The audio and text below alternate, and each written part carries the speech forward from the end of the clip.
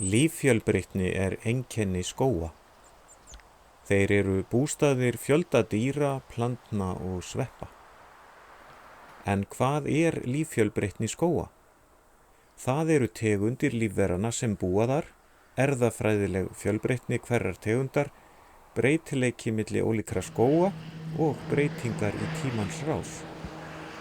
Breytingarnar sem verða á tilteknu tímabili köllum við framvindu. Framvinda er eitt mikilvægasta ferli náttúrunnar. Tegundir hverfa og nýjar koma í staðinn. Hlutföll tegunda breytast. Ásýnd skógarins breytist. Þá skiptir litlu hvernig skógurinn varð til í upphafi eða hvaða trjátegundir eru ríkjandi. Skógar innfluttra trjátegunda verða heimili margra þeirra tegunda sem lifað hafa í birkiskógunum. Tegundasamsetning dýra, plantna og sveppa er einstök fyrir hvern skóg. Við sjáum að skógrækt og aukin útbreiðsla skóga stuðlar að aukinni líffjölbreytni. Það er líka markmið allra jarðarbúa.